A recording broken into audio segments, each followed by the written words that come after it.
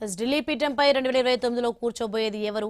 వరుసగా 3 సార్లు దేశాన్ని నడిపించిన నరేంద్ర మోదీ 4సారి కూడా బీజేపీ ప్రధాని అభ్యర్థిగా బరిలోకి దిగుతారా? లేక కమలం పార్టీ సరికొత్త ముఖాన్ని దేశం ముందుకు తెస్తుందా? ప్రస్తుతం దేశ రాజకీయ వర్గాల్లో సోషల్ మీడియాలో ఇదే హాట్ టాపిక్. ఒకవైపు బీజేపీలోని అలిఖిత 75 ఏళ్ల వయోపరిమితి నిబంధన, ఆర్ఎస్ఎస్ సిద్ధాంతాలు కొత్త నాయకత్వాన్ని కోరుతుంటే, మరోవైపు మోదీకున్న తిరుగులేని ప్రజాదరణ, ఆయన ఫిట్నెస్ చూస్తే మళ్లీ ఆయనే లీడ్ చేస్తారనే వాదనలు బలంగా వినిపిస్తున్నాయి. ఒకవేళ మోదీ కాకపోతే రేసులో ఉన్న యోగి ఆదిత్యనాథ్, అమిత్ షా, ఫడ్నవీస్, నితిన్ గడ్కరీల పరిస్థితి ఏంటి? అసలు 2029 నాటికి బీజేపీ పీఎం అభ్యర్థిత్వంపై ఎలాంటి సమీకరణాలు మారబోతున్నాయి?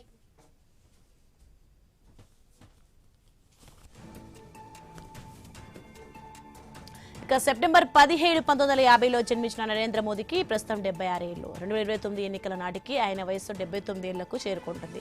గతంలో ఎల్కే అద్వానీ, మురళీ మనోహర్ జోషి వంటి సీనియర్లను 75 ఏళ్లు నిండాయనే నెపంతో మార్గదర్శక మండలికి పంపిన హిస్టరీ బీజేపీకి ఉంది. అయితే వయస్సు పెరుగుతున్న మోదీ తన కఠినమైన యోగా, శాకాహార జీవనశైలితో అత్యంత ఆరోగ్యంగా, చురుగ్గా పనిచేస్తున్నారు. ఇక్కడే ఒక ఆసక్తికరమైన కోణం తెరపైకి వస్తుంది. దేశంలో మోదీకి ఉన్న విజిబిలిటీ, బ్రాండ్ ఇమేజ్ మరే నేతకు లేదు. ఒకవేళ 2029 నాటికి ప్రతిపక్షాలు బలం పుంజుకుంటే రిస్క్ తీసుకోకుండా దేశవ్యాప్తంగా ఓట్లు రాల్చగల ఏకైక శక్తిగా మోదీని 4సారి కూడా పీఎం అభ్యర్థిగా బీజేపీ ప్రకటించే అవకాశాలను కొట్టిపారేయలేం. మోదీ ఇమేజ్ ముందు వయసు నిబంధనను పక్కన పెట్టడానికైనా పార్టీ సిద్ధపడవచ్చు.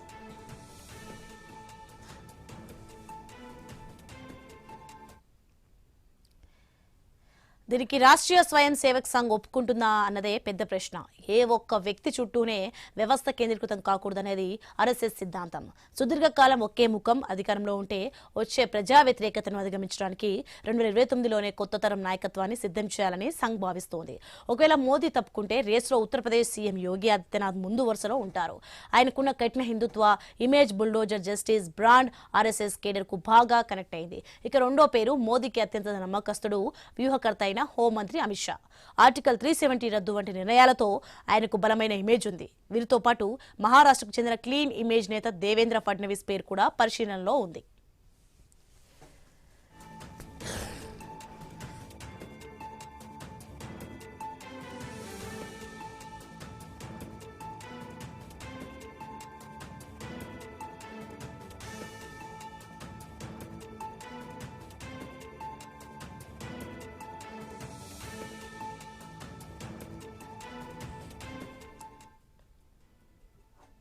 ఇక పొత్తుల లెక్కల్లో జేడీయూ నేత నితీష్ కుమార్ పేరు వినిపిస్తున్న వయసు తరచూ ప్లేట్లు మార్చి ఆయన నైజం వల్ల బీజేపీ సొంత బలం ఉంటే ఆయనకు ఛాన్స్ ఇచ్చే ప్రసక్తే లేదు. అటు Assam CM Himanta Biswa Sarma fire brand లీడర్గా ఎదిగిన హిందీ బెల్ట్లో జాతీయ స్థాయి ఇమేజ్ తెచ్చుకోవడానికి ఇంకా సమయం పడుతుంది. బీజేపీ సీనియర్ నాయకుడు, మహారాష్ట్రకు చెందిన సీనియర్ కేంద్ర మంత్రి నితిన్ గడ్కరీ పేరు కూడా పరిశీలనలో ఉందని చెప్పాలి. పార్టీ పరంగా ఆయన సీనియర్ కావడమే కాకుండా ఆర్ఎస్ఎస్ సంపూర్ణ మద్దతున్న వ్యక్తి కూడా. సౌమ్యుడిగా, కార్యదీక్షాపురుడిగా ఆయనకున్న పేరును ప్రధాని పదవికి ప్రమోట్ చేయడానికి పనికొస్తాయంటున్నారు.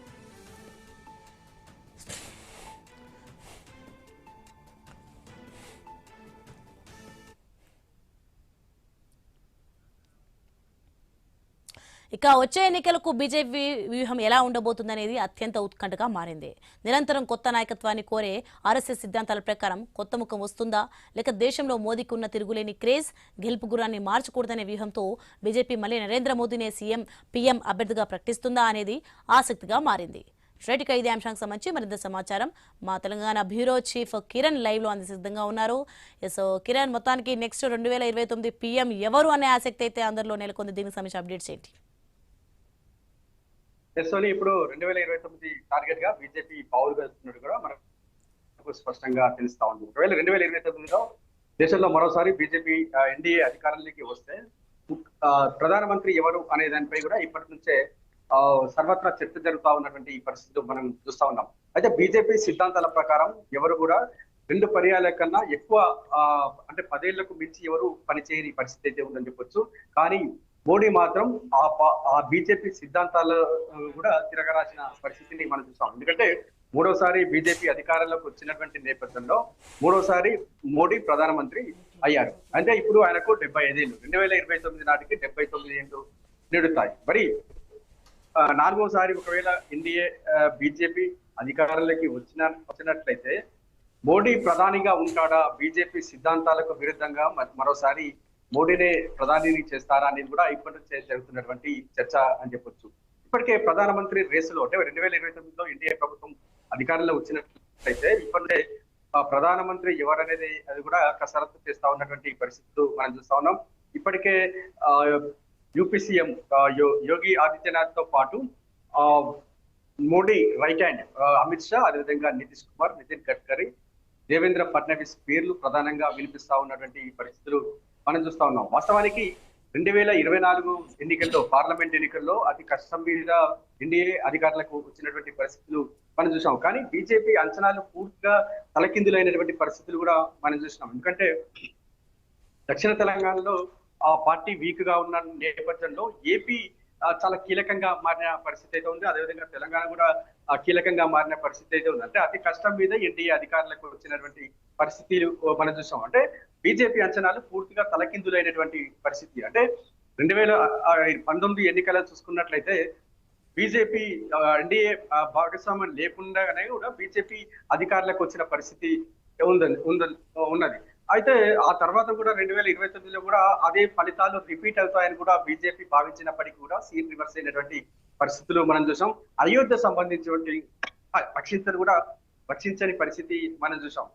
ఎందుకంటే అయోధ్య సెంటిమెంట్ అనేది కూడా దేశ ప్రజల్లో కూడా చాలా బలంగా పోయింది. అయోధ్య సంబంధించి అంటే ఎన్నో దశాబ్దాల కళ నెరవేరిన పరిస్థితి ఉన్నటువంటి నేపథ్యంలో ఈజీగా ఓన్లీ బీజేపీ 300కు పైగా సీట్లు వస్తాయి, కొంతమంది 350, 400 సీట్లు వస్తాయని కూడా అంచనా వేసుకున్నప్పటికీ కూడా అంచనాలు కూడా తలకిందులైనటువంటి పరిస్థితి ఉన్న నేపథ్యంలో అతి కష్టం మీద బీజేపీ ఎన్డీఏ అధికారులకు వచ్చిన పరిస్థితి అయితే ఉంది. కానీ 2029 ఎన్నికల నాటికి కూడా ఇంకా బీజేపీ బలమైనటువంటి శక్తిగా ఎదగాలనేటువంటి వ్యూహంతో కూడా ఇప్పటి నుంచే బీజేపీ నేతలు పావుతున్నట్టు కూడా మనకు స్పష్టంగా తెలుస్తా ఉంది. ఆ నేపథ్యంలోనే ఇప్పటికే మనం చూస్తా ఉన్నాం కొన్ని ఇష్యూస్ సంబంధించిన పెట్రోల్, డీజిల్ సంబంధించిన ఇష్యూ కావచ్చు, గ్యాస్ సంబంధించిన ఇష్యూ సంబంధించి కావచ్చు, దేశం ఆర్థిక సంక్షోభం వైపు అడుగులేస్తున్నటువంటి ఇష్యూ సంబంధించి కావచ్చు, వీటన్నిటి కూడా గట్టెక్కాలంటే కూడా బీజేపీ చాలా వ్యూహాత్మకంగా వ్యవహరించాలనేటువంటి ఒక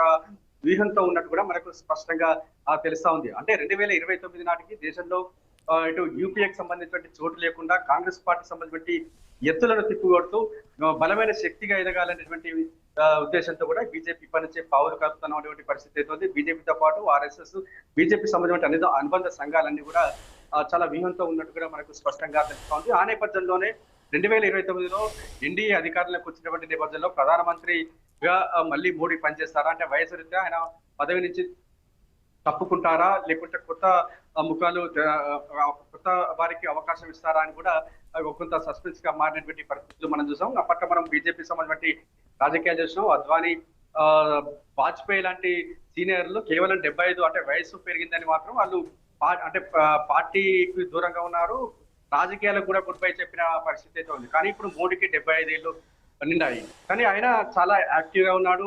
ప్రపంచ సంబంధించిన వాటి ప్రపంచ దేశాలకు సంబంధించి చర్చలు జరపడంలో కూడా ఆయన చాలా యాక్టివ్ గా పనిచేస్తూ ఉన్నటువంటి పరిస్థితులు మనం చూసాం. ఎటువంటి విపత్తు జరిగినటువంటి దేశంలో ఎటువంటి విపత్తు వచ్చినప్పటికీ కూడా వివిధ దేశాలకు సంబంధించిన సత్య సంబంధాల విషయం సంబంధించి కూడా చాలా యాక్టివ్ గా పనిచేస్తూ ఉన్నటువంటి పరిస్థితులు మనం చూసా ఉన్నాం. కేవలం దేశ భద్రతకు ఇప్పుడు మోడీ కావాలి అనేటువంటి రేంజ్ లో కూడా ఆయన పనిచేస్తా ఉన్నటువంటి పరిస్థితులు మనం చూస్తా ఉన్నాం. కానీ యంగ్ జనరేషన్ చూసుకున్నట్లయితే చాలా మంది హిందూవాదంపై కూడా చాలా ఆసక్తి వ్యక్తం ఉన్నారు. బీజేపీ సిద్ధాంతాలకు అనుగుణంగా పనిచేస్తా ఉన్నటువంటి పరిస్థితులు కూడా మనం చూస్తా ఉన్నాం. సనాతన ధర్మం కావచ్చు, హిందూవాదంపై కూడా ఎక్కువగా రోజు రోజుకు జనాల్లో కూడా కొంత క్రేజ్ వస్తున్న పరిస్థితి ఉన్నటువంటి నేపథ్యంలో ఈ సెంటిమెంట్ ను బీజేపీ క్లాష్ చేసుకుంటుందా, నిజంగా ఆ ఓటు బ్యాంకు బీజేపీ వైపు వెళ్తుందా అనేది మాత్రం కొంత టెన్షన్ గా అని చెప్పవచ్చు. ఎందుకంటే బీజేపీ మనం చూసాం 2024 ఎన్నికలకు సంబంధించి అయోధ్య సంబంధించి ఇష్యూ చాలా పాఠాలు నేర్పిన పరిస్థితులు ఉన్నాయని కూడా మనం చెప్పొచ్చు. కానీ ఇప్పుడు 2029లో కూడా ఎన్డీఏ అధికారంలోకి వచ్చేది ఇష్యూ ఒక ఎత్తు అయితే ప్రధానిగా మోదీ ఉంటాడా, లేకుంటే అమిత్ షా కావచ్చు, యోగి ఆదిత్యనాథ్ కావచ్చు, నితీష్ కుమార్ కావచ్చు, నితిన్ గడ్కరీ కావచ్చు, దేవేంద్ర ఫడ్నవీస్ వంటి రేసులో ఉన్నటువంటి నేతలకు అవకాశం కల్పిస్తారా అనేది కూడా చూడాల్సి ఉంది.